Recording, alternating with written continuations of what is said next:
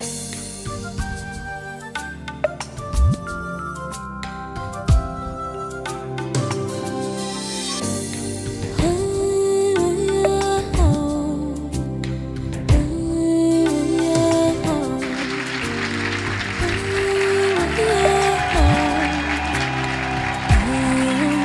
pas que c'est une grande joie, mesdames et messieurs, d'entrer chez vous, de vous apporter la bonne nouvelle de Jésus-Christ, parce qu'aujourd'hui, dans ce nouveau numéro, nous les confessons, nous les proclamons, nous les disons tout haut que Jésus-Christ est notre Seigneur et notre Sauveur, et nous voulons également qu'il soit ainsi pour vous, fidèles téléspectateurs, vous qui êtes scotchés, branchés, vous qui aimez bien ce programme télévisé dénommé Ta grandeur, où nous venons non pas pour parler de notre petitesse, de notre grandeur, mais de la grandeur de ces dieux qui nous a pris quelque part, qui nous a ramassés, tirés de quelque part et a fait de nous ce que nous sommes aujourd'hui. Il peut également le faire pour vous, si et seulement si vous vous disposez à le recevoir, à l'accepter.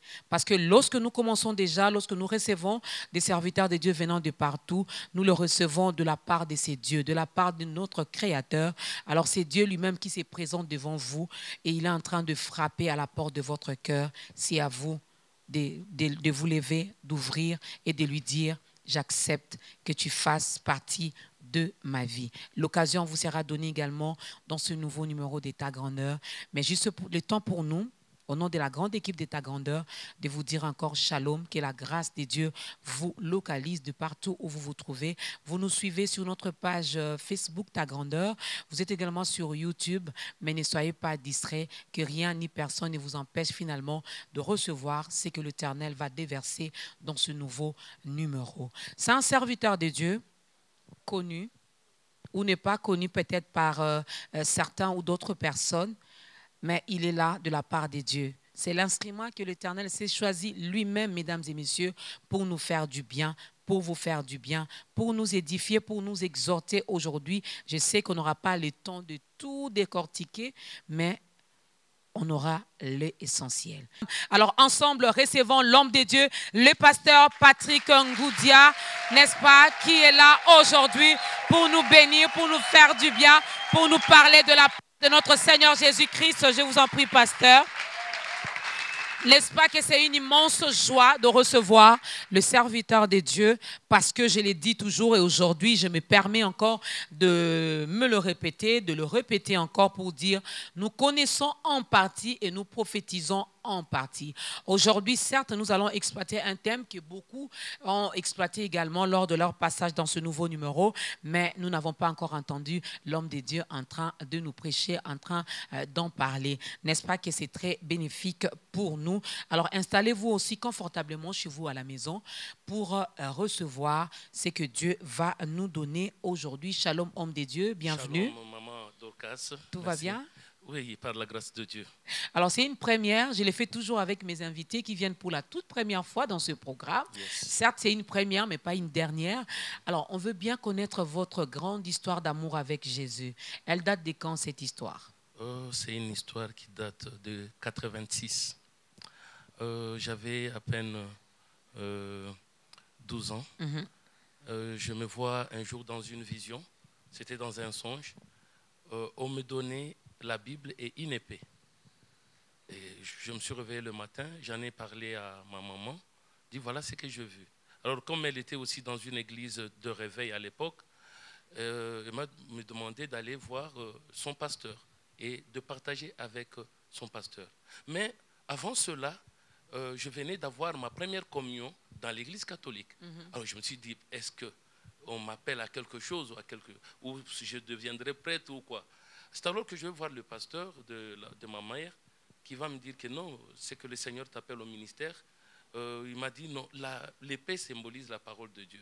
Maintenant, la Bible, là, ça devient compliqué. Parce que nous savons que la Bible, c'est aussi la parole de Dieu. Maintenant, toi, on te donne et l'épée et la Bible. Qu'est-ce que cela veut dire? Mais sache bien que non, Dieu t'appelle au ministère.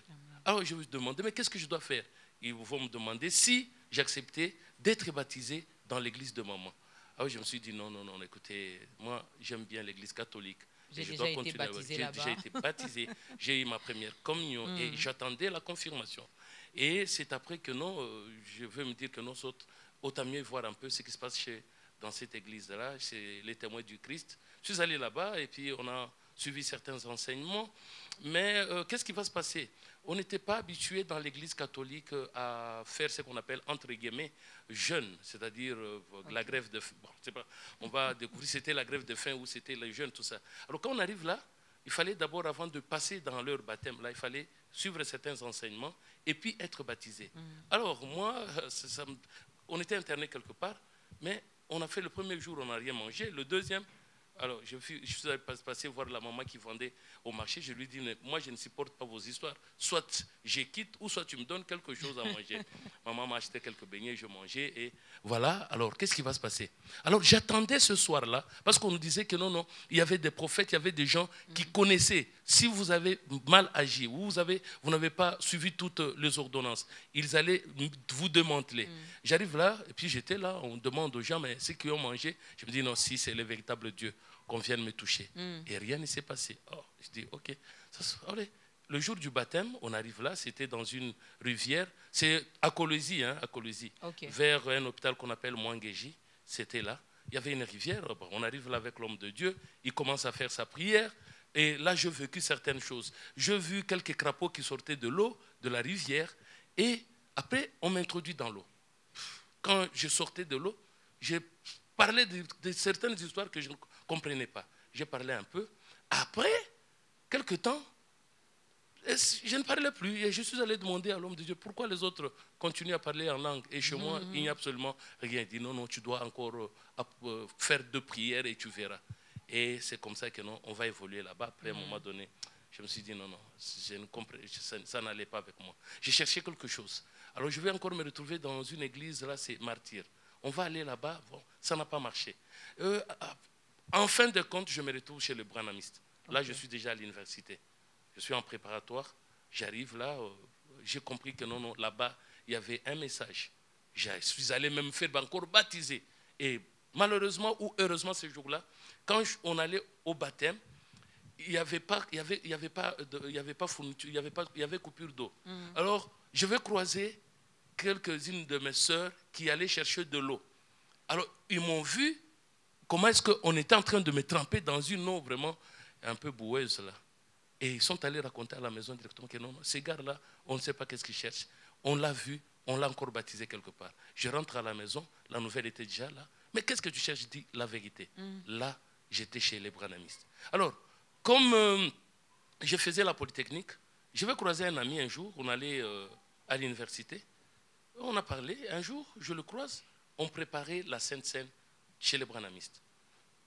Pendant qu'on préparait, il me dit, tu vas où? Je dis, je vais à l'église. Et ce jour-là, quand je suis arrivé à l'église, c'était pour demander pardon devant les membres de l'église. Parce qu'avant de célébrer la Sainte Seine, on demandait que chacun de membres qui veulent assister ou qui veulent participer soit en règle avec les seigneurs. Et je suis arrivé là-bas, je demandais pardon. Pourquoi? Parce que je m'étais absenté un jour j'avais murmuré parce qu'un homme de Dieu n'était pas bien vêtu, ainsi de suite. Je suis allé devant l'église, j'ai demandé pardon. L'homme de Dieu a dit, la voix du peuple c'est la voix de Dieu. Est-ce que vous pardonnez aux frères? Les gens ont dit, oui, nous pardonnons. On a fait les lavages de pieds. Et c'est alors que le lendemain, je le croise encore. Il me dit, tu viens toujours de ton église? Je dis oui. Il dit, mais j'aimerais bien que je sois aussi invité dans ton église. Je dis non, tu passes d'abord à la maison. Comme ça, je vais essayer d'abord de te prêcher et tu sauras maintenant comment tu peux venir à l'église. C'est alors que non, moi qui pensais gagner ces gars-là, c'est alors que le message maintenant, lui va commencer maintenant à m'évangéliser. Il va me poser des questions. Et c'est alors que non, je vais quitter les branhamistes vers l'église universelle de Jésus-Christ. Et le ministère ici, on a commencé en 2004. Et ça marche bien. Ouais. Ben, gloire à Dieu. Gloire à Dieu.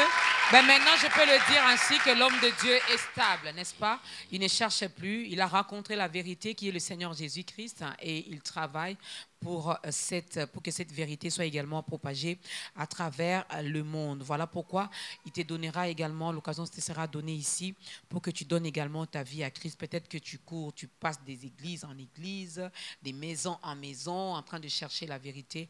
La vérité t'est présentée aujourd'hui à travers ce programme de ta grandeur. Je vais dévoiler notre thème d'aujourd'hui, mais ça sera après cette chanson.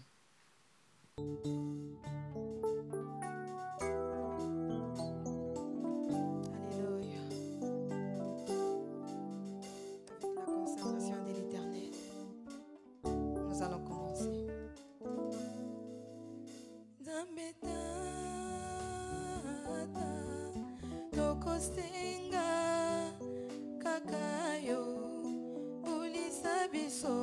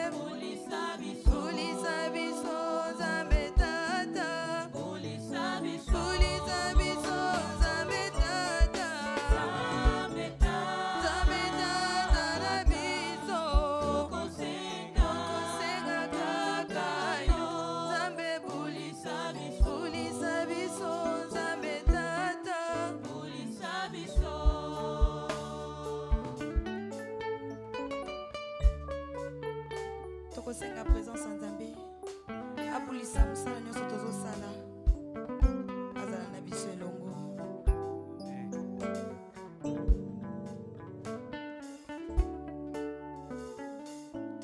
Yonde Yesu mwana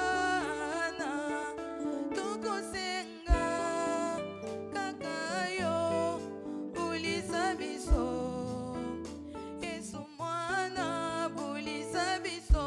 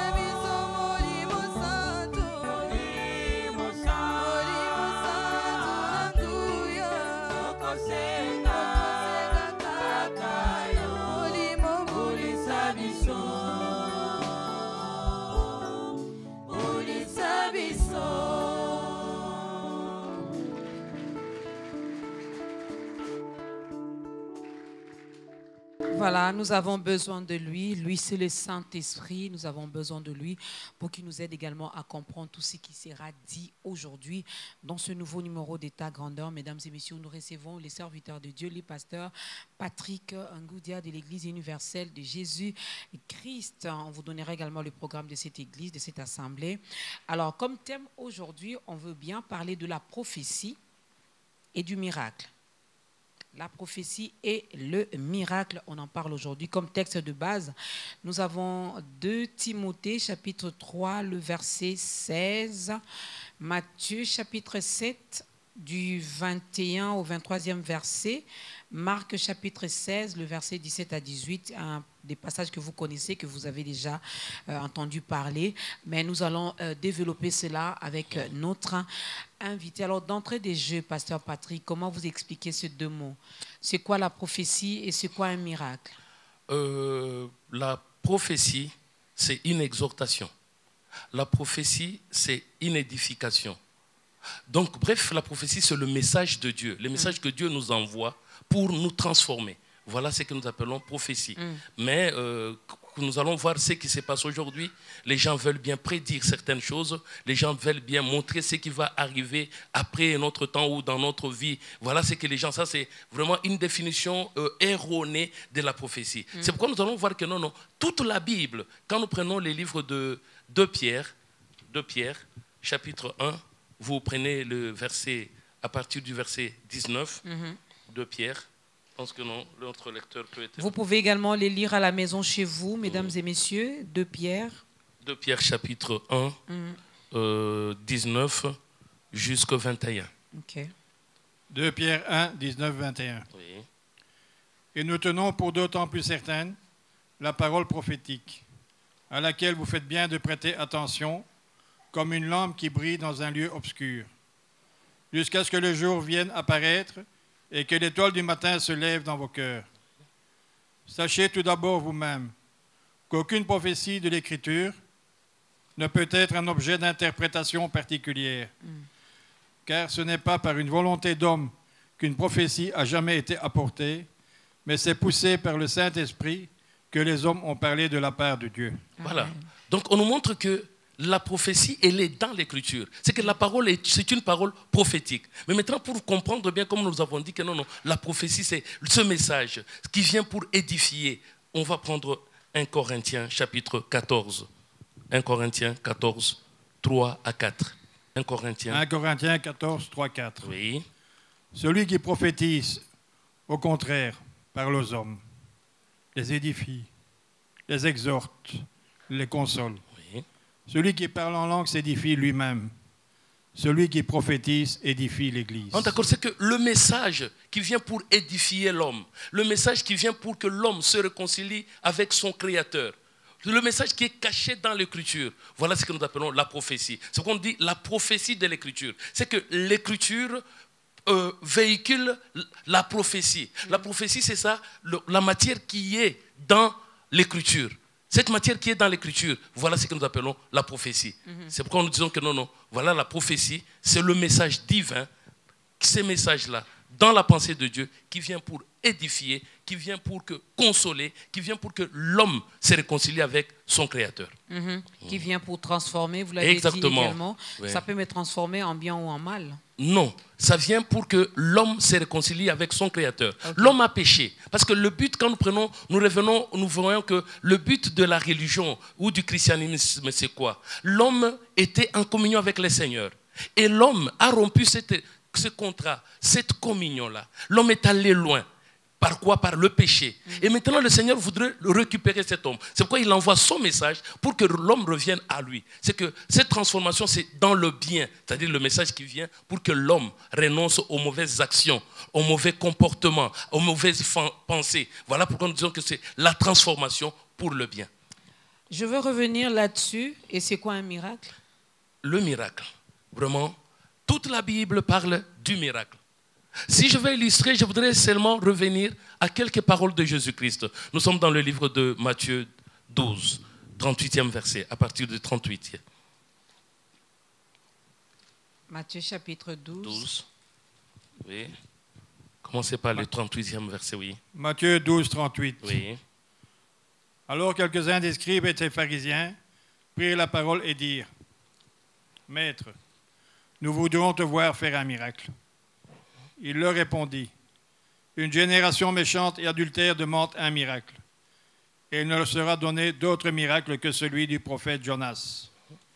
Car de même que Jonas fut 3 jours et 3 nuits dans le ventre d'un grand poisson, de même le Fils de l'homme sera 3 jours et 3 nuits dans le sein de la terre. » Voilà comment est-ce que Jésus, on vient lui demander les miracles. Même aujourd'hui, il y a beaucoup de gens, quand ils veulent aller dans des églises, ils veulent chercher des miracles. Mais ce qu'on leur présente comme miracle, ce n'est pas ça le miracle. Je pense bien qu'on va encore argumenter avec le livre de Jean, chapitre 2. Jean, chapitre 2. Commencez par le verset 18 jusqu'au verset 20. Jean, chapitre 2. Jean 2, 18, 20. Oui, oui. Les Juifs prenant la parole lui dirent, « Quel miracle nous montres-tu pour agir de la sorte ?» D'accord. Les Juifs sont allés voir Jésus. Ils lui ont dit, parce que Jésus, après avoir fouetté les gens qui étaient dans le temple, les Juifs vont dire, mais pourquoi ? Quel miracle tu nous montres pour que tu agisses de la sorte? Quel miracle tu nous montres? Et avait besoin de voir un miracle. Oui, allons-y. Jésus leur répondit, Oui. « Détruisez ce temple, et en 3 jours je le relèverai. » Oui. Les Juifs dirent, « Il a fallu 46 ans pour bâtir ce temple, et toi, en 3 jours, tu le relèveras. » Ah, d'accord. Jésus dit, non, mais le miracle que je vais vous montrer, mais détruisez ce temple. Moi, en 3 jours, je vais le rebâtir. Ils ont dit, mais il a fallu 46 ans pour qu'on puisse bâtir ce temple. Toi, en 3 jours, tu vas le relever. Alors, qu'est-ce que nous appelons le miracle? Parce que beaucoup de gens voient que non, peut-être que non, voilà tel qui avait une situation compliquée. Alors, la situation est décantée, ou bien ils voient quelque chose d'extraordinaire, d'admirable. C'est ce qu'ils pensent être miracle. Non, non.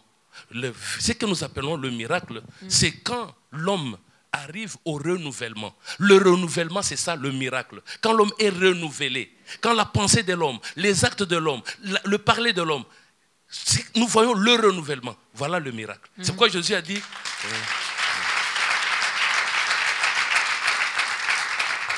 Il a dit ceci. Il a dit, le miracle que je vais vous montrer, de la même manière que Jonas a fait 3 jours dans le ventre du poisson, moi je vais faire 3 jours dans le ventre de la terre.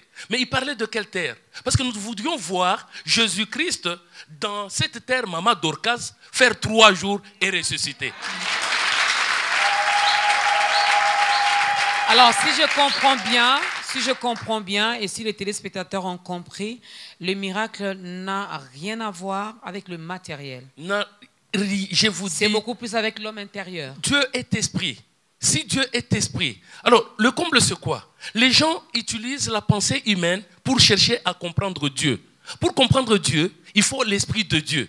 Mais beaucoup de gens sont frappés par le matériel. C'est pourquoi ici nous savons bien que non, Jésus a dit ceci, Dieu est esprit. Et il faudrait que ceux qui l'adorent en esprit et en vérité. Ce sont les adorateurs que Dieu préfère. Ce sont les adorateurs que Dieu préfère. Mesdames et messieurs, vous allez nous supporter parce que je vais commencer à mélanger un peu, vu que tout est chronométré ici. Donc, je parlerai et de la prophétie. Je poserai des questions concernant la prophétie et les miracles au même moment. On va faire ces mélanges-là et prenez ce qui est vraiment essentiel. Alors, je reviens un peu. Les miracles, je vais en parler, j'ai compris.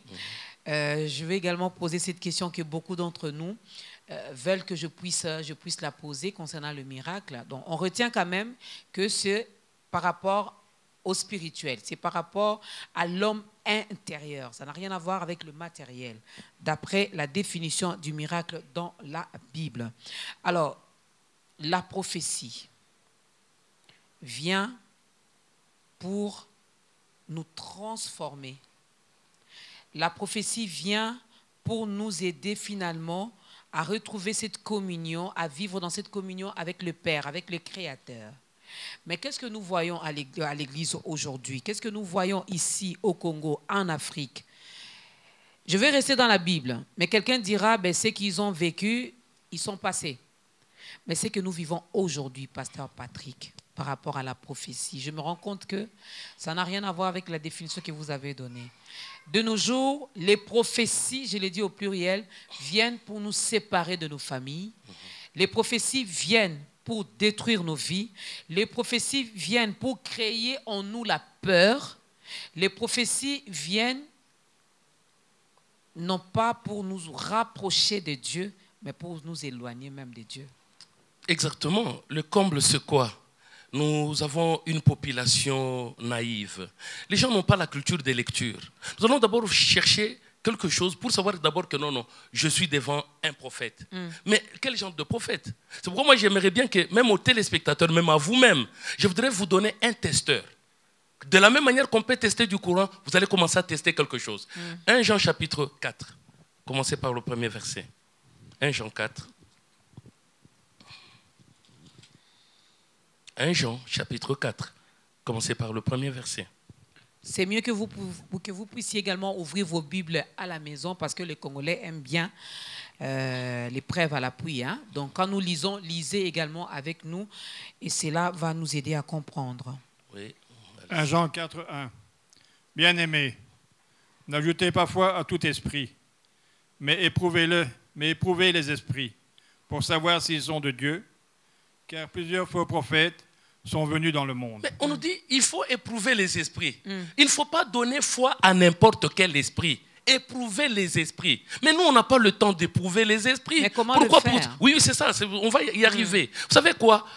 Tous les charlatans, tous les féticheurs, tous les enchanteurs ont changé des casaques. Ils se font maintenant appeler pasteurs, prophètes des nations, prophètes si c'est mondial, prophètes de ceci, cela. Mais qu'est-ce que déclare Dieu? Dieu dit ceci. Il ne les a même pas envoyés. Parce que quand nous voyons un peu, on dit, bon, ma sœur Dorcas, je prends un exemple. Nous disons autant de Dorcas ici à Kinshasa. Moi, je passe à la télévision sur B1, je dis, Dieu est en train de me montrer qu'il y a une sœur Dorcas. D'ici là, il va faire un voyage aux États-Unis. Il y a combien de sœurs Dorcas? Et puis vous êtes là, vous êtes à la maison, vous dites, ah, c'est moi, tout ça, tout ça. Amen. Oh, vraiment. Ben, on dit amen. Hein? Oui, oui. Pourquoi pas? Et si amen, je disais qu'il y a une sœur Dorcas, Dieu est en train de me montrer un voyage vers Kimpese. Non, pourquoi Kimpese? Ah, voilà. Pourquoi ne pas dire que non, on me montre un voyage vers Dimbelenge? Non, vers Popo Kabaka. Non, ça, c'est pas un prophétie. Dieu, ça, il faut donner à Dodé, à Dorcas, faut États-Unis. Vous comprenez déjà que non? Alors, nous allons voir un peu dans Jérémie chapitre 23. Nous allons voir. Commencez par le verset 15. Jérémie 23, 15. Oui. C'est pourquoi ainsi parle l'Éternel des armées sur les prophètes. Oui. Voici, je vais les nourrir d'absinthe, et je leur ferai boire des eaux empoisonnées. Car c'est par les prophètes de Jérusalem que l'impiété s'est répandue dans tout le pays. Ainsi parle l'Éternel des armées. N'écoutez pas les paroles des prophètes qui vous prophétisent. Ils vous entraînent à des choses de néant. Ils disent les visions de leur cœur, et non ce qui vient de la bouche de l'Éternel. Ils disent à ceux qui me méprisent, l'Éternel a dit, vous aurez la paix. Et ils disent à tous ceux qui suivent les penchants de leur cœur, il ne vous arrivera aucun mal. Qui donc a assisté au conseil de l'Éternel, pour voir, pour écouter sa parole? Qui a prêté l'oreille à sa parole, qui l'a entendue? Voici, la tempête de l'Éternel, la fureur éclate. L'orage se précipite. Ils font sur la tête des méchants. La colère de l'Éternel ne se calmera pas, jusqu'à ce qu'il ait accompli, exécuté les desseins de son cœur. Vous le comprendrez dans la suite des temps. Je n'ai point envoyé ces prophètes, ils ont couru. Je ne leur ai point parlé, ils ont prophétisé. S'ils avaient assisté à mon conseil, ils auraient dû faire entendre mes paroles à mon peuple et les faire revenir de leur mauvaise voie, de la méchanceté de leur action. Ah, d'accord. C'est qu'on dit ces prophètes-là, ils n'ont pas assisté au conseil de Dieu. Dieu n'est pas venu pour que les gens voyagent en Europe ou aux États-Unis ou bien sur la Lune. Bon, si je suis maintenant aux États-Unis, je vais aller maintenant où? Je vais encore demander que je sois astronaute ou quoi? Non. Le message de Dieu, c'est quoi? Nous disons que les prophètes aujourd'hui, comme vous l'avez dit, ils ont détruit les familles des gens. Avec un message, non, Dieu m'a montré. Vous arrivez peut-être quelque part, l'enfant, vous posez la question à l'enfant, qu'est-ce que tu as vu en songe? Je vis que je mangeais de beignets. Sorcellerie inconsciente, directement. Et qu'est-ce que Jésus faisait? S'il trouve un esprit mauvais dans une personne, Jésus chassait l'esprit mauvais et restait avec la personne. Mais aujourd'hui, c'est quoi? Et l'esprit mauvais et la personne, allez, out! Est-ce que c'est normal?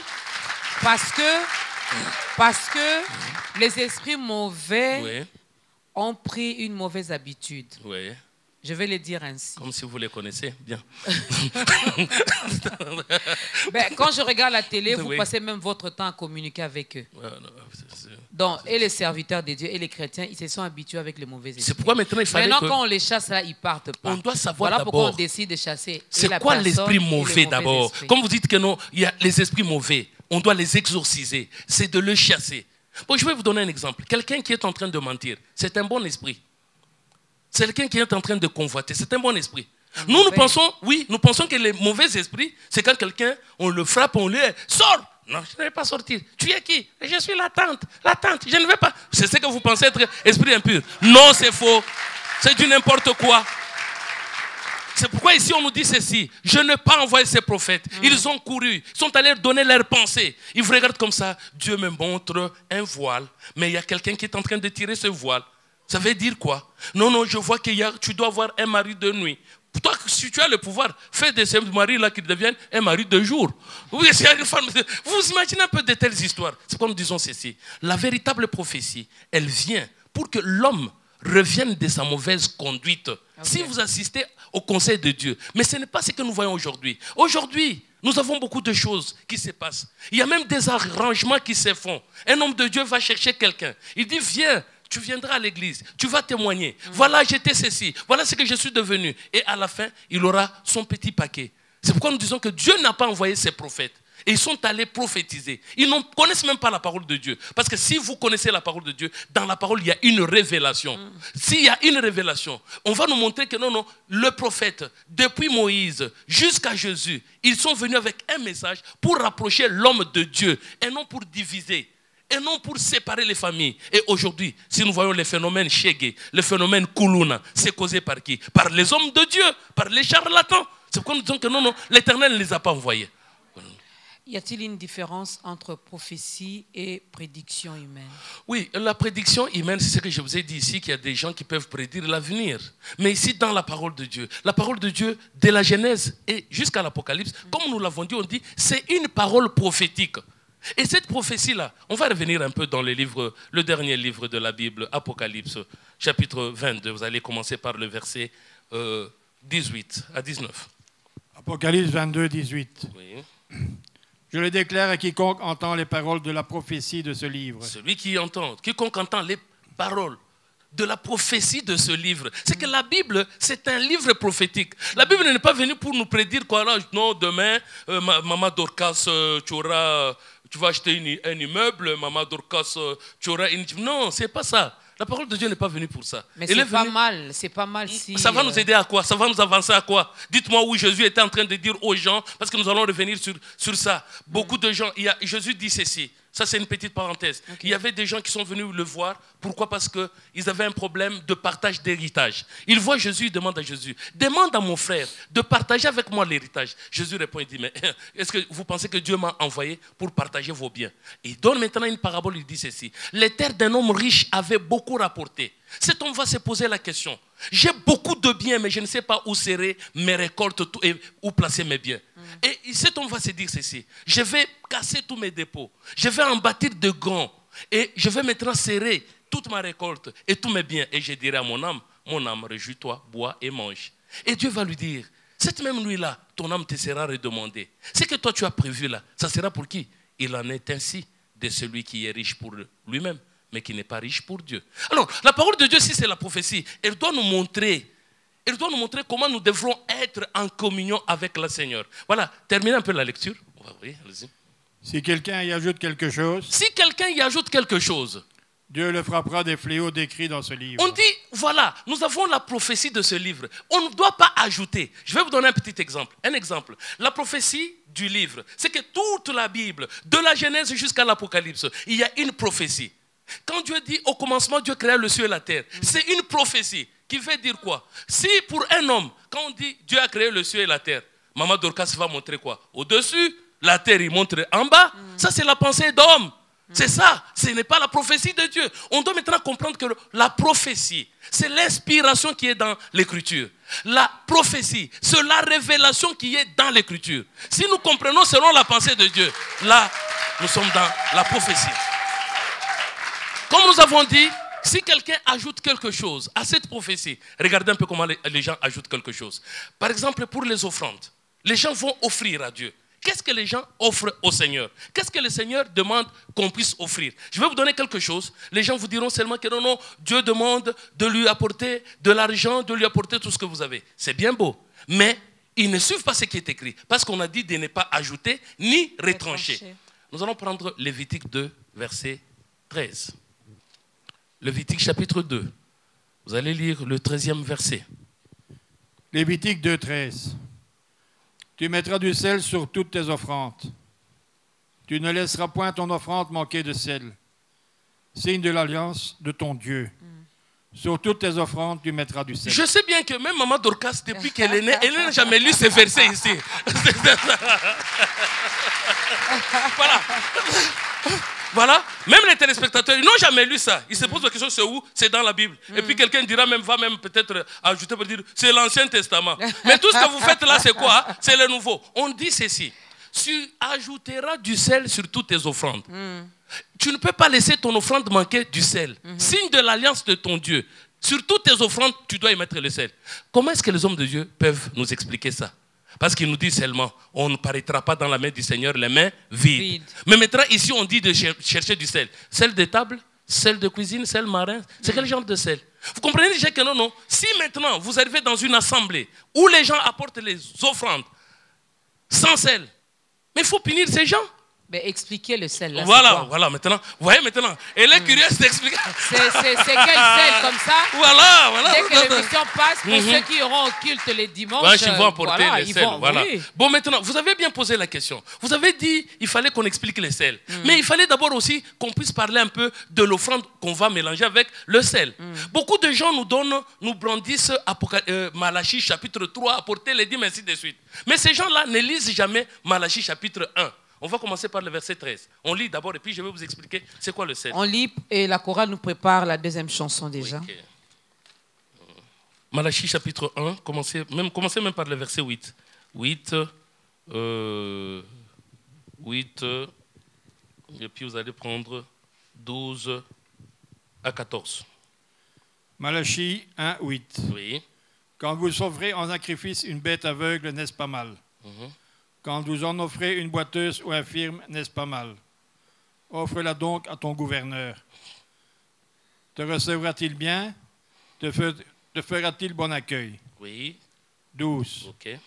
Mais vous le profanez en disant, la table de l'Éternel est souillée, et ce qu'elle rapporte est un aliment méprisable.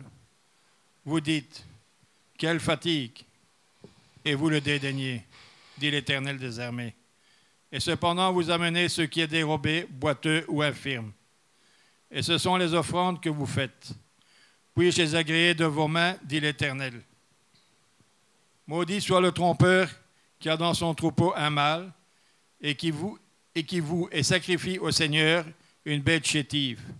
Car je suis un grand roi, dit l'Éternel des armées, et mon nom est redoutable parmi les nations. Voilà, on nous dit que non, l'offrande que vous apportez. Aujourd'hui, parce que si je demandais à Maman Dorcas si elle ne saura pas me répondre parce que c'est elle qui pose des questions. Voilà, heureusement, le pasteur a compris. Mais c'est ça. Mais maintenant, dans sa tête aussi, je lui pose une question. On dit quand vous amenez à l'église, vous amenez devant Dieu une bête, par exemple, aveugle, infirme, boiteux. C'est parce que vous donnez l'argent.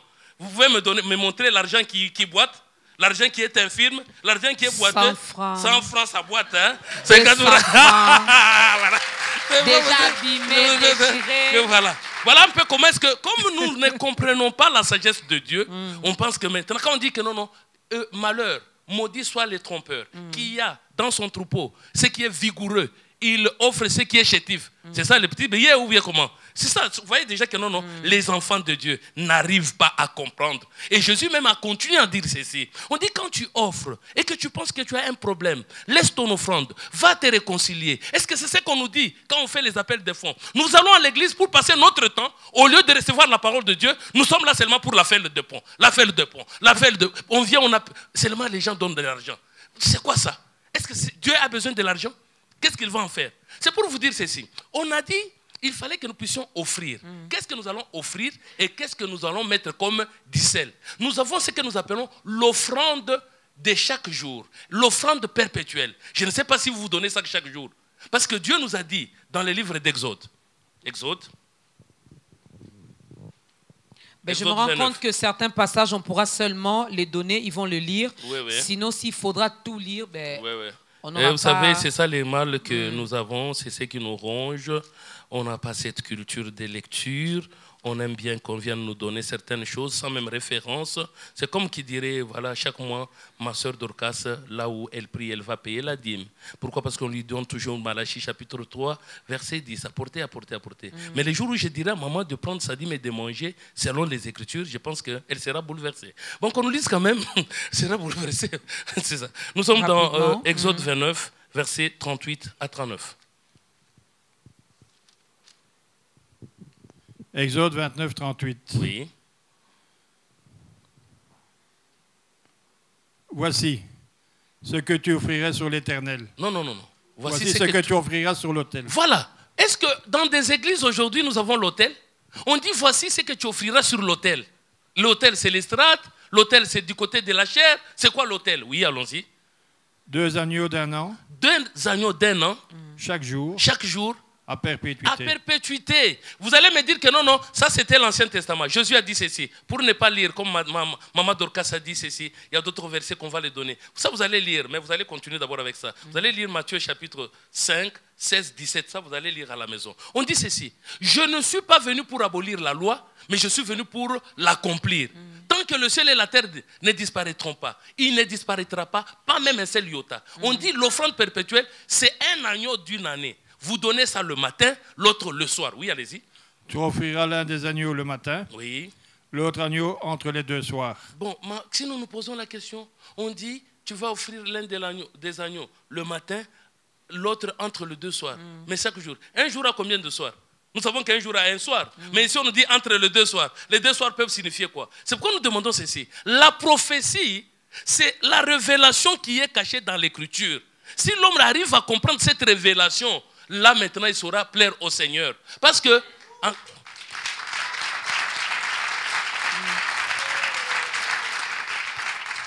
en termes d'offrande, un jour on vient poser la question à Jésus. On lui pose la question, on lui dit, mais Seigneur, pourquoi toi tu ne sais pas, tu peux aussi payer l'impôt ou tout ça. Il regarde, il pose la question, oh, vous avez la monnaie avec laquelle on peut payer les taxes, l'impôt, ainsi de suite? Oui, montrez-moi. On lui montre. On dit, mais cette inscription et l'effigie, c'est de qui? Il dit, c'est à César. Ah bon? Il dit, non. À César, on donne quoi? C'est qui à César? À Dieu? Bon, dites-moi, l'argent de Dieu, c'est à quelle effigie? Vous avez les dollars, vous avez... Je repose cette question, oui. Pasteur. Aidez également ceux qui nous suivent à la maison à Exactement, comprendre. exactement. Les offrandes, on doit y ajouter le Du sel. Vous le n'avez sel. pas expliqué cela, cette révélation. Quel est le message qui est caché maître, c'est ça. derrière ces messages-là? C'est pourquoi vous me posez bien la question. Mais vous évitez de parler de l'offrande, vous voulez parler seulement du sel. Moi, je vais vous donner le sel. Mais non, les deux. Je prends et les offrandes d'accord, et le sel. Merci beaucoup. Comme vous avez commencé avec le sel, parlons maintenant du sel. C'est quoi le sel? Nous allons prendre Matthieu chapitre 5. Matthieu 5, 13. Vous êtes le sel de la terre. Ah, d'accord. C'est quoi donc? C'est quoi vous le êtes sel? le sel de la terre. Donc l'homme, c'est le sel de la terre. Ah, d'accord. Maintenant, comment il va s'ajouter sur son offrande? Oui, c'est ça. On doit comprendre. Donc, alors, pour que nous puissions offrir, alors, comme ça, parce que madame voudrait quand même que nous puissions éclairer les lanternes de ceux qui nous suivent et de ceux qui sont ici. Vous allez prendre Marc, rapidement Marc, et puis nous revenons peut-être à l'offrande. Marc chapitre 9, Marc 9, 49 à 51. Maman Dorcas, vous allez voir que non, cette émission, le peuple, parce que les gens sont déjà habitués à des âneries, des futilités. On veut venir... oui, allons-y. Marc 9, 50. Ok. Le sel est une bonne chose. Non, commencez par 49. 49. Oui.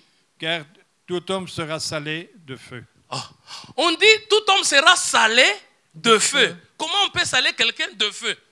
On peut saler avec le sel ou bien on peut saler avec le feu? Oui, allons-y. Le sel est une bonne chose. Le sel, c'est une bonne chose.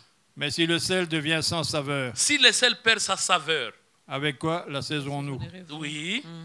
Ayez du sel en vous-même. Ah, d'accord. Ayez du sel en vous-même. C'est-à-dire manger du sel. C'est ça? Oui, allons-y.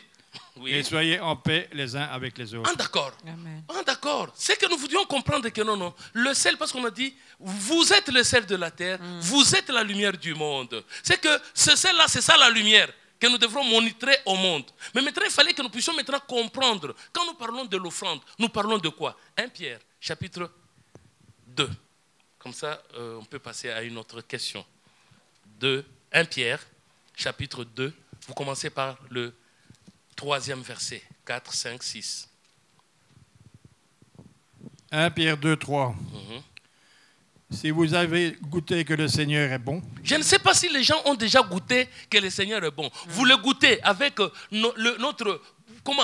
Dans la bouche, où il y a le goût, ou bien on le goûte comment? C'est pourquoi nous avons aussi montré comment le sel dont nous parlons, l'offrande dont nous parlons, ce n'est pas quelque chose de matériel. Oui, allons-y. approchez-vous de lui, Approchez-vous de lui, pierre vivante, pierre vivante, rejetée par les hommes, rejetée par les hommes, mais choisie et précieuse devant Dieu. choisie et précieuse devant Dieu. Et vous-même, Vous-même, comme des pierres vivantes, comme de pierres vivantes, édifiez-vous pour former une maison spirituelle, édifiez-vous pour former une maison spirituelle, un saint sacerdoce, un saint sacerdoce, afin d'offrir des victimes spirituelles, afin d'offrir des victimes spirituelles. Ok.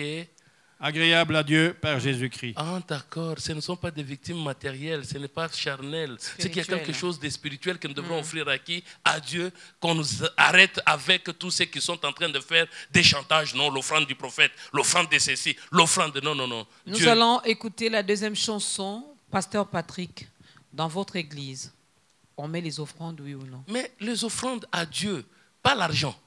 Je parle d'argent. Non, l'argent, ça c'est une organisation. Les gens peuvent se dire, par exemple, pour qu'ils viennent ici, ils cotisent l'argent pour prendre un bus. Ce n'est pas une offrande. Pendant les cultes, je Non, repose ma question. Il n'y a pas d'offrande. Il n'y a pas de panier. Il n'y a pas de panier. Ok.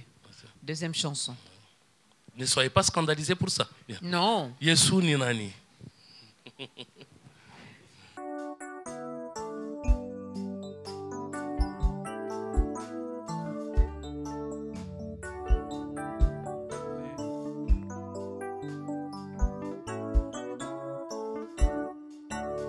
Yesu ni nani? Yesu ni nani? Yesu ni neno. Haleluya. Haleluya.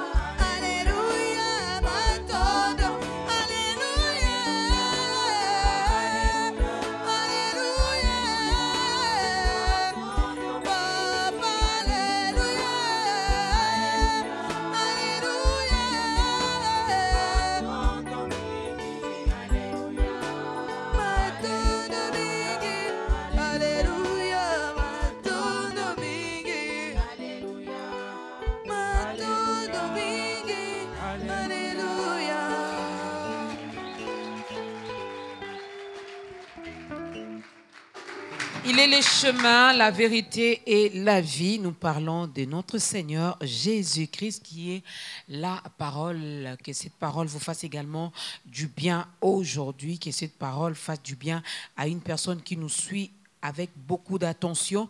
Alors, on a mis beaucoup de temps sur les offrandes, sur la dîme et ainsi de suite. Alors, qui peut prophétiser? Celui qui peut prophétiser, c'est celui qui est animé de l'Esprit de Dieu. Alors, nous allons prendre un exemple d'un homme de Dieu, un serviteur, qui a prophétisé. Et qu'est-ce qu'il a dit dans sa prophétie? Nous allons d'abord voir. Nous sommes dans le livre de 1 Samuel, chapitre 10, verset 6. 1 Samuel 10, verset 6. 1 Samuel. Parce que, vous savez, aujourd'hui, nous avons souvent des gens qui vous disent, quand on commence la prophétie, on dit, on souffle d'abord dans le micro. Et s'il n'y a pas maintenant de sonorisation, vous allez souffler où? Et puis alors, vous dites, l'Esprit de Dieu commence à circuler. Après, vous entendez quelqu'un qui dit, moi, votre Dieu. Donc Dieu est bègue. Il ne peut pas parler normalement que moi, votre Dieu, je vais ceci. Ça, c'est quoi ça? On va voir maintenant, c'est quoi ce qui peut prophétiser.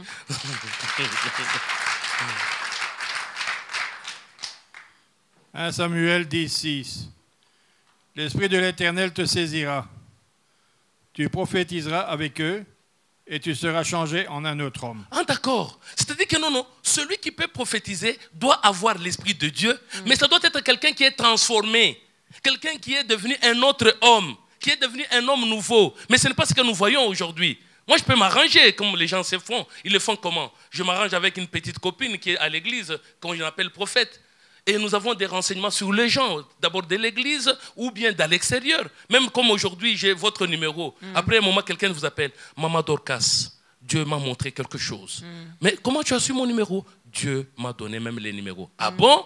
Ce sont des gens qu'on envoie dans la cité. Ils vont nous donner des renseignements. Et puis nous commençons à donner ça comme étant parole de Dieu. Non. C'est pourquoi ici on dit, l'Esprit de Dieu doit te saisir, tu vas prophétiser, mais tu seras transformé en un autre homme. C'est qu'un homme nouveau, c'est celui qui est capable de faire quoi? De prophétiser. Parce que quand il prophétise, c'est pour édifier, c'est pour que les gens croissent dans le Seigneur, c'est pour que les gens s'approchent du Seigneur, qu'ils soient réconciliés avec Dieu. Voilà.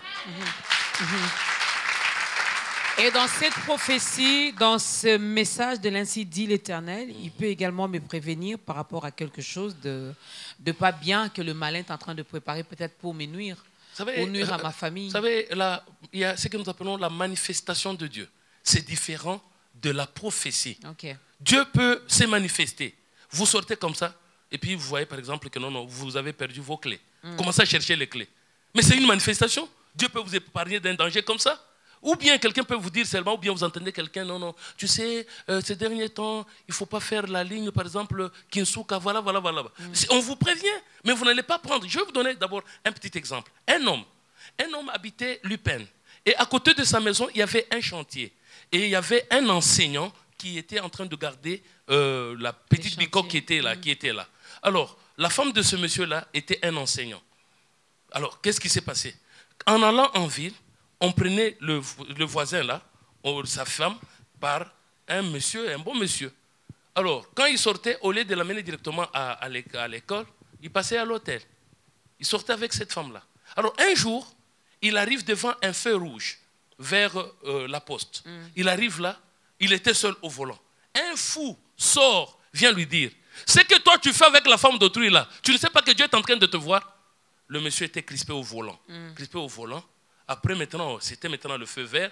Il était là. Après, on a commencé à klaxonner. Il est sorti, il est parti et il est venu aller voir un homme de Dieu. Il dit, ah, il y a quelqu'un qui m'a parlé. Il m'a parlé, voilà. Et ce qu'il t'a dit là, c'est vrai? Oui, c'est vrai. Vous allez dire quoi? C'est fou là est devenu quoi? Prophète. Parce qu'il vous a démontré quelque chose que vous faites, ou bien il peut vous prévenir de ce qui peut arriver. Non, c'est pourquoi nous disons que la prophétie, comme Jésus l'a dit, même Moïse a dit, je susciterai au milieu de vous un prophète comme moi. Et je mettrai mes paroles dans sa bouche. Okay. Mais ce n'est pas ce que nous voyons aujourd'hui. Aujourd'hui, on commence à mélanger. Nous allons voir un peu ce mélange que nous faisons dans le livre de Jérémie. Jérémie, toujours 23. On rentre dans Jérémie 23. Vous allez revenir à partir de 25, on nous dit quoi? Jérémie 23. Commencez même par 28 pour aller vite. Jérémie 23, 28. Oui, jusqu'au verset 32. Oui, allons-y. Que le prophète qui a eu un songe raconte ce songe. Que le prophète qui a eu un songe raconte le songe, oui. Que celui qui a entendu ma parole rapporte fidèlement ma parole. On doit rapporter fidèlement la parole de Dieu, pas la parole d'homme. Oui, allons-y. Pourquoi mêler la paille au froment? Comment est-ce que les dit gens sont en train l'Éternel. de mêler la paille et le froment? Oui. Ma parole n'est-elle pas comme un feu, dit Ma l'Éternel, parole, c'est comme un feu, dit l'Éternel. et comme un marteau qui brise le roc? Oui. C'est pourquoi, voici, dit l'Éternel, j'en veux aux prophètes, qui se dérobent mes paroles l'un à l'autre. Voici, dit l'Éternel, j'en veux aux prophètes, qui prennent leur propre parole et la donnent pour ma parole. Voici, dit l'Éternel, j'en veux à ceux qui prophétisent des songes faux, qui les racontent et qui égarent mon peuple, par leurs mensonges et par leur témérité. On peut se limiter par là. On ne doit pas mélanger. La prophétie telle que nous avons dit que non, Jésus, qui était un grand prophète, est venu pour un message. Donner la parole pour que l'homme renonce au péché. Alors, aujourd'hui, comme nous disons que non, beaucoup de gens confondent la parole de Dieu et la parole d'homme. Vous pouvez, par exemple, prendre un exemple. Moïse arrive devant le buisson ardent. Dieu lui dit, la parole sort du buisson qui lui dit, enlève tes chaussures, parce que ce lieu est saint. Moïse enlève les chaussures. Mais quand toi tu lis aujourd'hui, quand vous lisez aujourd'hui, qu'est-ce que vous allez faire? Dans le lieu saint, vous faites quoi? Vous enlevez vos godasses, vos chaussures, vous les laissez et vous entrez? Ou bien c'est quoi? Non, nous devons comprendre que non, il y a un message prophétique. Si on dit on doit appliquer l'huile d'onction, on ne doit pas acheter de l'huile, mettre dans des flacons, commençons à prendre sur les gens, vous venez, non, ça c'est l'onction de prospérité, ça c'est l'onction de maternité, ça c'est l'onction de ceci. Non, ça c'est arnaquer la population. Et la population aime ça, pasteur. La population aime ça. C'est pourquoi la population s'est fait maintenant ce que nous appelons une foule de docteurs. C'est ce que, et des faux prophètes. On peut peut-être terminer ces sujets par 2 Timothée, chapitre 4, 3 à 4. 2 Timothée. Les hommes aiment toujours ce qui leur fait plaisir. 2 Timothée, chapitre 4. 3 à 4. 2 Timothée 4, 3, 4. Oui. Car il viendra un temps où les hommes ne supporteront pas la saine doctrine. Oui, il y aura un temps où les gens ne vont pas supporter la saine doctrine. Les gens aiment bien quand ils arrivent quelque part, on commence déjà c'est quoi? Parce que si nous revenons dans les années, par exemple, 80, il n'y en avait pas. C'est dans les années 90 où nous avons les gens commencé maintenant à parler. Quand on dit ça veut dire quoi? Parce qu'on a dit. C'est parler en langue. C'est parler en langue. Les Quelle années langue? 80, le Saint-Esprit était encore mou. Ah, d'accord. Voilà. Merci beaucoup. Il était mou. Maintenant, il est éveillé. Le Saint-Esprit maintenant est éveillé. Ok, merci. Oui, allons-y. Ok, allons-y. Mais ayant la démangeaison d'entendre des choses agréables. On dit, les gens auront la démangeaison d'entendre des choses agréables. Quand on dit non, sœur Dorcas, Dieu me montre un diamant. Oui, ça c'est contre. Dieu me montre un voyage. Il me montre un mariage. Pas un mariage à Kasumbalesa, mais un mariage à Paris, au Canada. Là, on dit Amen. Là, on y croit directement. Oui, si on dit que c'est à Lualaba. Non. Oh, non, pas ça, c'est pas Dieu. Oui, c'est ça. Les gens veulent écouter certaines choses. Oui, allons-y. Ils se donneront une foule de docteurs. Ils vont se donner une foule de docteurs, de prophètes selon leurs propres désirs. Oui. Ils détourneront l'oreille de la vérité. Oui. Et se tourneront vers les fables. Donc les gens aiment bien quand j'arrive là, ma soeur, vous savez, ma veste ici, ou là, je vous montre les griffes de ma veste, je vous montre mon bureau, comment, tout ça. C'est quoi ça? Non, parce que le Dieu que nous servons n'est pas pauvre. Non, le Dieu n'est pas pauvre. C'est quelle pauvreté? Si vous dites que non, le Dieu que nous servons n'est pas pauvre, il nous donne quelle richesse? Il est riche en quoi? Parce que beaucoup de gens, quand ils vont dans des églises, ils vont chercher la bénédiction, avoir 2 voitures, avoir 2 maisons, avoir tout ça. Est-ce que c'est ça? C'est pourquoi nous disons que tout ça, c'est parce qu'ils ne comprennent pas. Les spirituels, pasteur Patrick, nous l'avons déjà. Non, alors, nous l'avons comme nous pas. vivons sur la terre, nous voulons également avoir le matériel. Dieu sait que ces enfants ont besoin. Vous n'êtes pas venu à Biwan à pied. Mais ma soeur, il a dit ceci. Pourquoi vous inquiétez? Si vous vous inquiétez du manger, du boire, vous êtes un païen. Un païen. Vous êtes un païen. Oui, on nous lit d'abord. Oui, vous êtes un païen. Maintenant, lui a dit ceci. Ce que vous devrez chercher, c'est le royaume, la justice. C'est ce que nous devrons chercher. Nous allons prendre Actes des Apôtres, chapitre 3, 26. Alors nous passons beaucoup de temps, venez s'aimer pour ceci, venez pour s'aimer. Cette année, c'est une année d'accomplissement. L'année prochaine, ça sera l'année de ceci. Les routes sont restées telles que, et puis la situation. Non, on n'avait pas prophétisé pour ça. Ah, on n'avait pas prophétisé. Non. Oh, là, ça va, c'est bon. C'est bien. Allons-y dans Actes des Apôtres 3, 26. Ouais. Acte 3, 26. C'est à vous, premièrement, que Dieu, c'est à vous, Maman Dorcas, que Dieu, ayant suscité son serviteur, il a suscité son serviteur, qui est Jésus-Christ, l'a envoyé pour vous bénir, il l'a envoyé pour que vous soyez bénis, en détournant chacun de vous de ses iniquités. Oh, où est-ce qu'on a dit que nous allons acheter des voitures? Où est-ce qu'on a dit qu'on va voyager? Non, on a dit qu'il l'a envoyé pour nous bénir, en détournant chacun de nous de quoi? De ses iniquités. Voilà la véritable bénédiction. Ce n'est pas que non, j'ai 2 immeubles, 3 immeubles, ainsi de suite. Je me présente là comme étant béni. Ou bien quand je viens, c'est comme dans des églises où vous arrivez, il y a du côté ma campagne, côté limité, côté Maloueka. Oui, on regarde la façon dont vous êtes vêtus, vous êtes habillés, on vous place là-bas. Et maintenant, quand l'homme de Dieu viendra, il commence à vous susciter pour que vous puissiez donner tout ça. Non, c'est de rien. Ah, ça, je ne savais pas. Ouais. C'est comme un ministre qui arrive à l'église, tout le monde va lui donner la place. Okay. Même les pasteurs oubliera maintenant que non. Lui, c'est un ministre de Dieu. Il lui laisse la place. C'est ça. Alors, c'est ça. On va, faute de temps, mesdames et messieurs, comprenez qu'on a tellement beaucoup de choses à dire.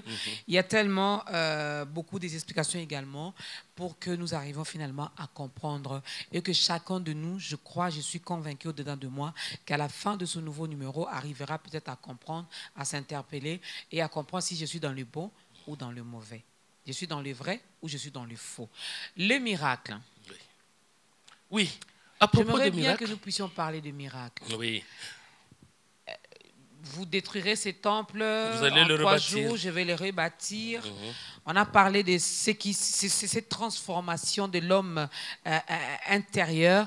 Mais que dire de Marc 16, 17 qu'on a donné également, lorsque la Bible dit, voici les miracles qui accompagneront ceux qui auront cru. Croire au nom de Jésus. Maman Dorcas imposera les mains sur les malades seront guéris. Maman Dorcas va chasser les démons partiront. Maman Dorcas va faire ceci ou cela, je pourrais manger, consommer même le poison. Je ne vais pas en mourir. Essayez de prendre un peu de l'acide de votre batterie si vous allez, après avoir fait votre prière, et prenez si... Vous savez, Maman Dorcas, le problème c'est quoi? C'est quand je ne sais pas que vous avez non, je vais vous dire une chose. cela pour moi. Attendez d'abord, on va voir quelque chose. À propos d'abord du manger.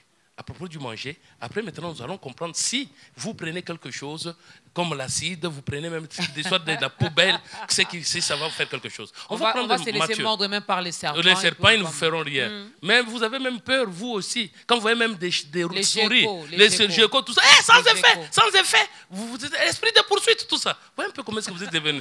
Oh.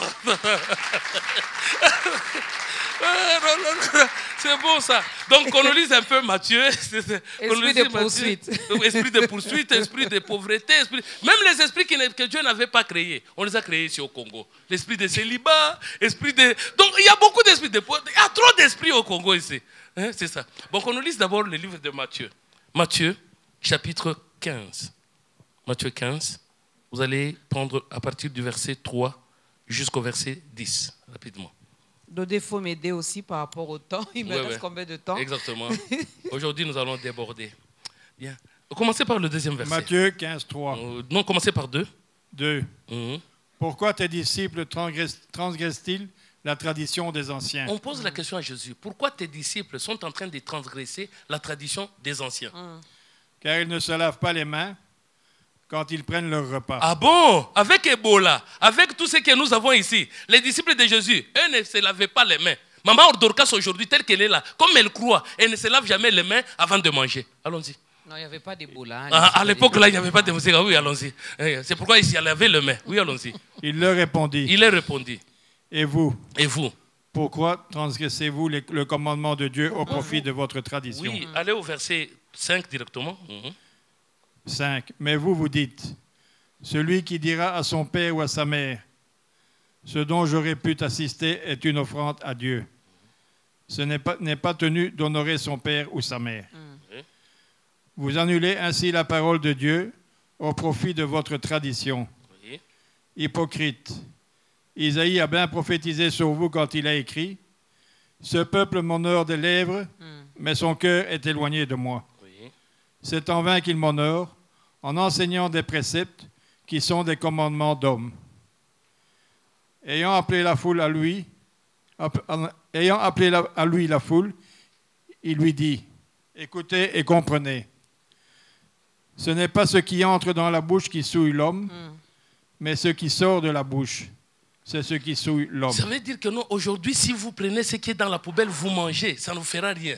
Mais si même bien sûr, même si vous dites que non, à l'époque, il n'y avait pas l'Ebola. C'est-à-dire que non, on se mouche, on salue les gens, après on vient, on mange. Et Jésus dit que non, ce qui entre ne peut pas souiller l'homme. Il parlait de quelle nourriture? C'est ce qui sort. C'est quand tu vomis, quand tu craches, que tu te suis. Non. Il fallait comprendre que non, l'homme a deux parties. Il y a le dedans, il y a le dehors. S'il y a le dedans et le dehors, quand on a dit que non, voici les miracles qui accompagneront ceux qui auront cru. Ils vont boire de breuvages mortels. Mais si aujourd'hui nous essayons même avec l'acide cyanique, tout ça, mais quand vous prenez là-bas, c'est un problème matériel, c'est le corps. Vous allez partir.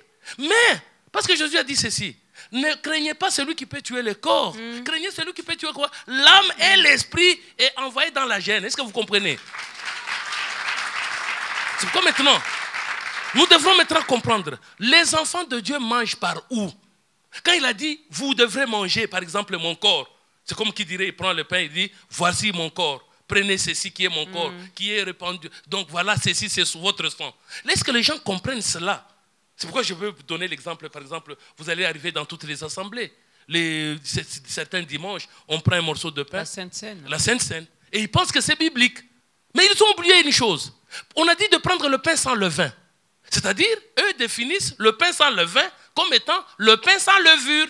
Même vous, c'est ce que vous allez me dire. Or, quand Jésus parle du levain, il dit le pain sans levain, il ne parle pas de la levure qu'on vend au marché. Il parle de quoi? Matthieu, chapitre 16. Mais je crois qu'on va clôturer par là aujourd'hui. Oui, on va clôturer par là et puis nous allons venir prochainement. Nous allons faire l'appel. Nous allons, donc après cette lecture, mesdames et messieurs, nous allons permettre quand même à faire l'appel. Oui, Matthieu, chapitre 16, commencez par le verset 6, 12. Rapidement, comme on n'a pas le temps.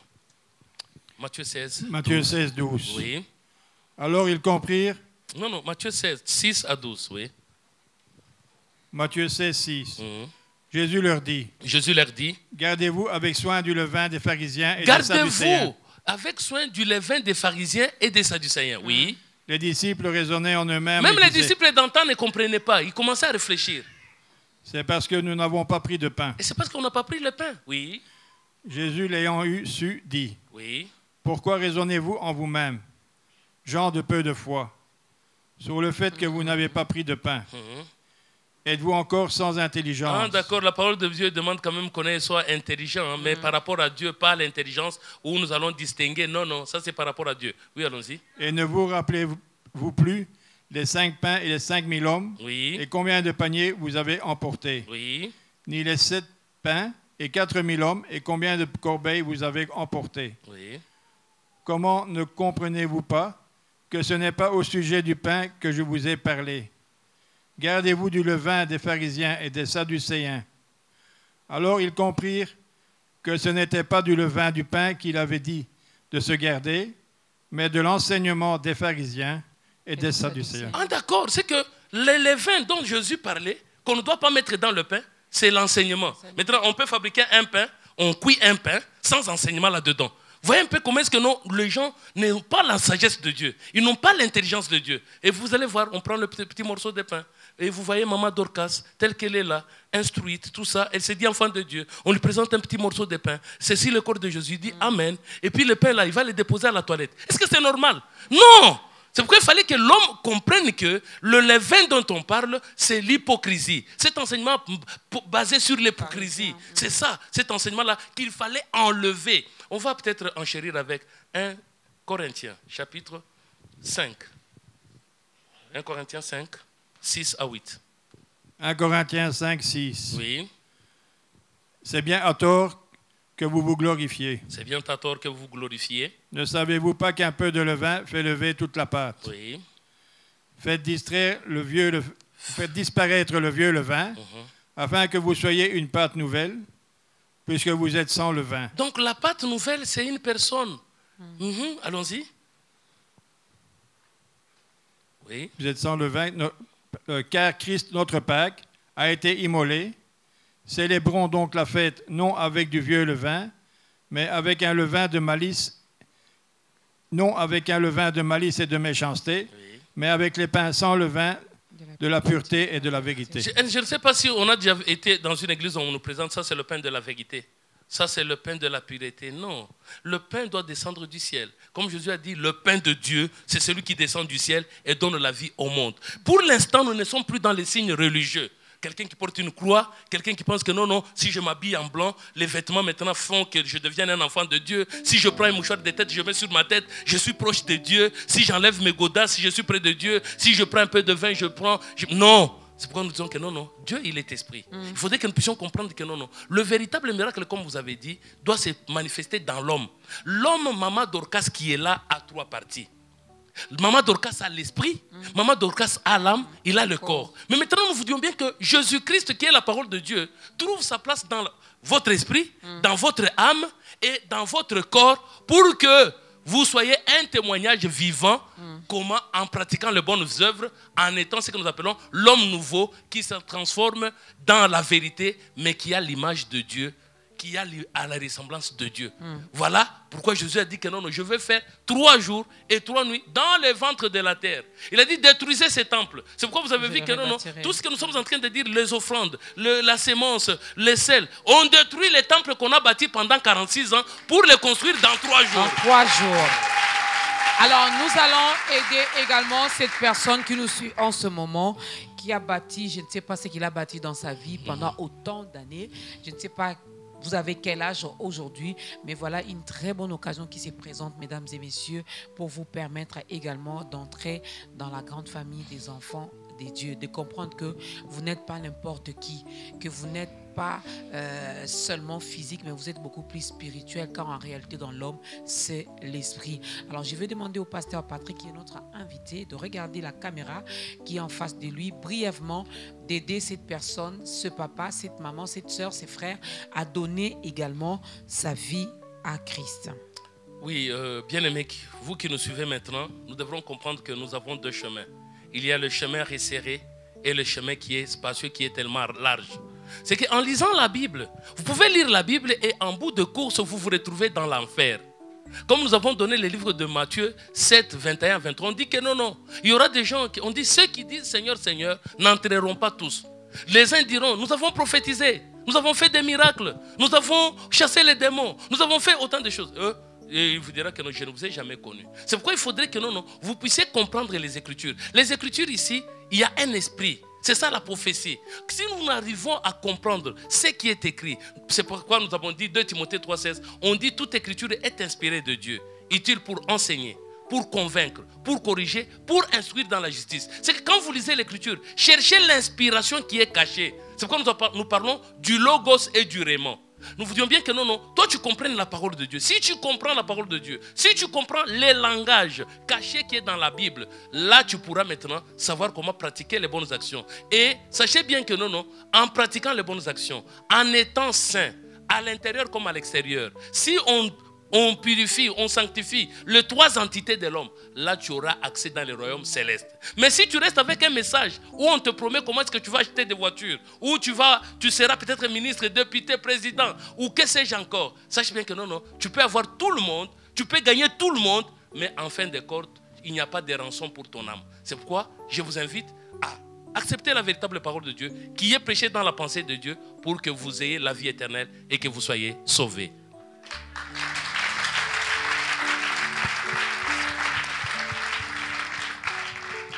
Il faut aimer la parole de Dieu, il faut demeurer dans la présence de Dieu pour bien grandir aussi, n'est-ce pas, que nous avons bien mangé aujourd'hui cette bonne nourriture. Bienvenue à vous, bienvenue à toi, parce que je me permets de te tutoyer.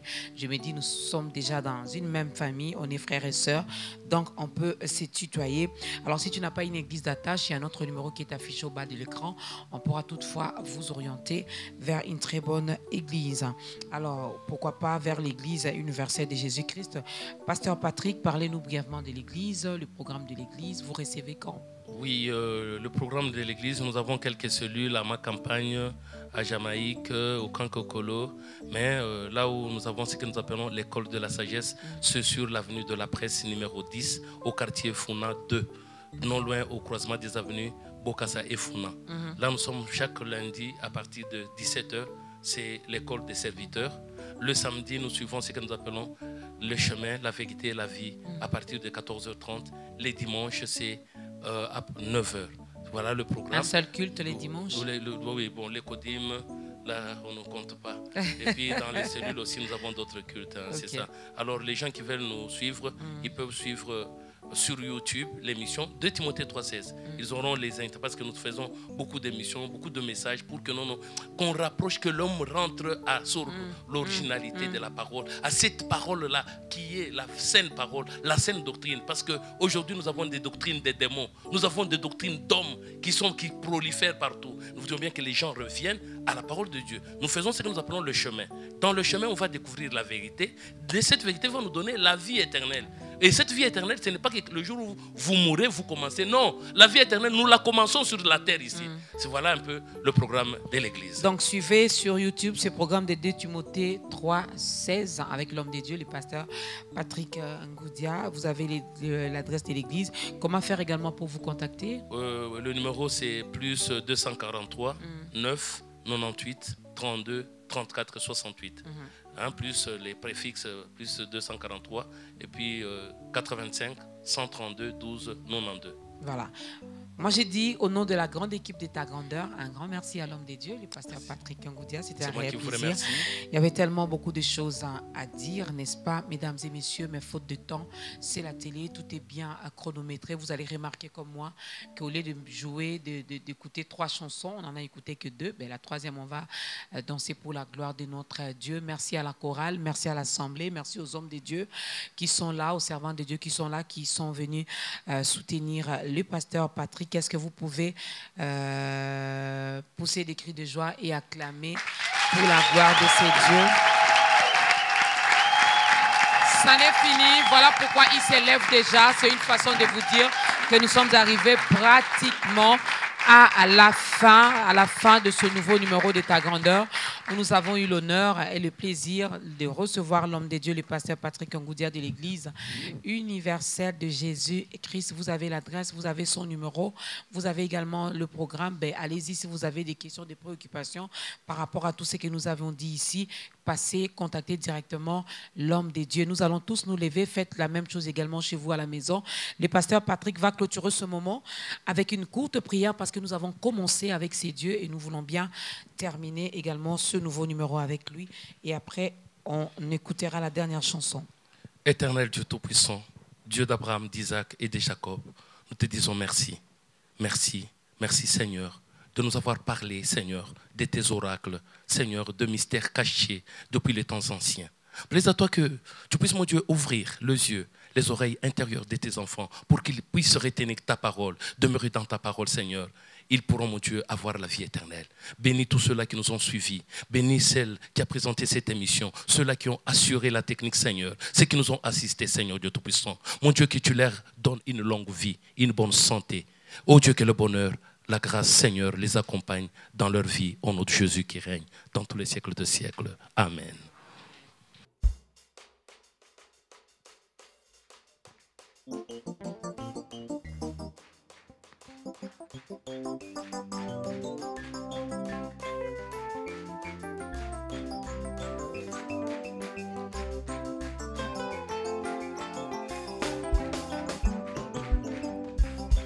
Kalekuchi